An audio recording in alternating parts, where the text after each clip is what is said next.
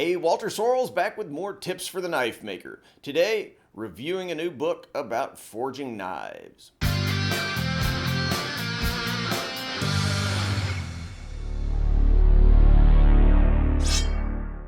Today, I'll be reviewing a new book about forging knives. It's written by blacksmith Paul White and it's called Forged, Making a Knife with Traditional Blacksmith Skills. I referred to him as a blacksmith rather than a bladesmith for a reason. In this book, he demonstrates the making of a frontier knife, a simple knife you might have found on the hip of a farmer, trapper, or hunter on the American frontier. Every bladesmith has a sweet spot where he does his best work. Every knife maker you learn from will have some different lessons for you. In this case, the author, Paul White, was trained as a traditional blacksmith, and so the emphasis here is on making the sort of knife that a historical blacksmith would have made in, say, a farming community in the United States back in the 19th century.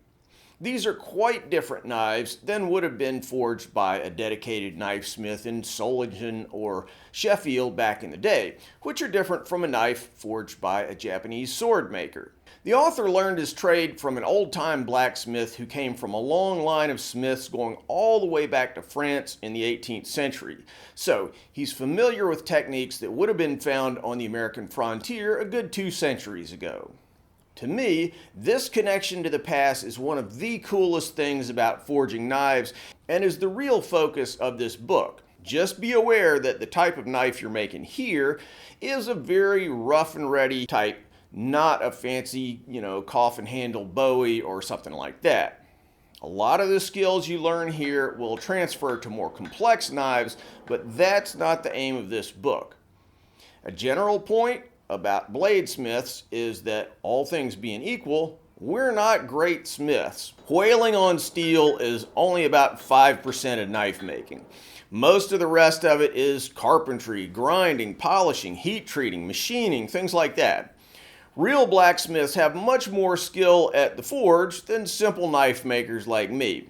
So there's always value in learning from guys whose skill set is tipped more to the blacksmith than the bladesmith side of things. The book begins by discussing some of the tools involved in bladesmithing, including tongs, hammers, anvils, and the benefits of coal versus gas heat. However rooted in history his own training is, it's characteristic of Paul White's practical, undogmatic approach that he's a fan of the vice grip pliers for beginning knife makers. After that, the book thoroughly covers forging, then moves on to grinding and filing, heat treating, and handle making. All the approaches are practical and minimalist, suitable for folks who don't have tons of fancy equipment. One of the best aspects of this book is that he shows a number of nifty little knife making tools that are effective but very economical to make.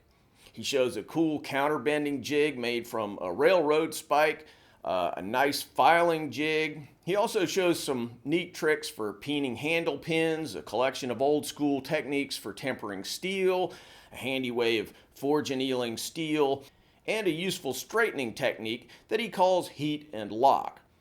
The book is simply and directly written with nice color photos and clear illustrations. There are a few things he discusses that some bladesmiths might pick nits about. For instance, fish mouth. This little effect here is something that he regards as pretty normal, whereas most bladesmiths today view it as sort of a point of pride to avoid it. But all in all, the information here is excellent and well presented. Now, would I recommend this book as a first book for a beginning knife maker? Not sure. It would be ideal if you plan to make historical knives for reenactors or something along those lines, but for some folks, it might be a little limited in scope. That said, it focuses on basic smithing techniques, which are obviously a critical part of bladesmithing. So, it would be great as one of a handful of books that a beginner might want to buy.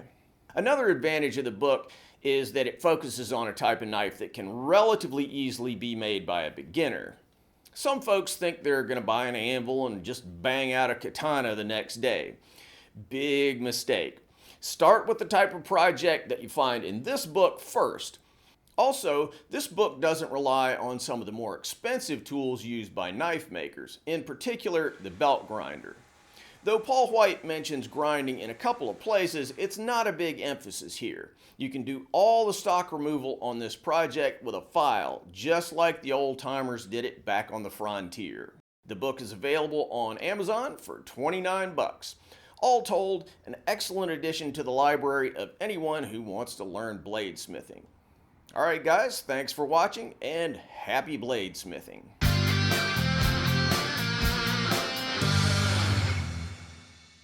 Thanks for watching guys. If you like what we're doing here, please subscribe and make sure that you click on that bell so you get notified of all the latest videos. Want to buy a knife from me? Check out my modern blades at tacticsarmory.com. Digging the channel?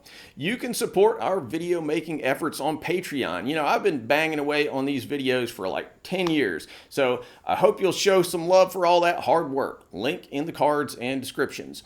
Finally, if you're interested in making Japanese swords, check out my full line of Japanese sword videos where I show how to forge Japanese swords as well as how to polish them and how to make fittings, handles, and scabbards. WalterSorrellsBlades.com.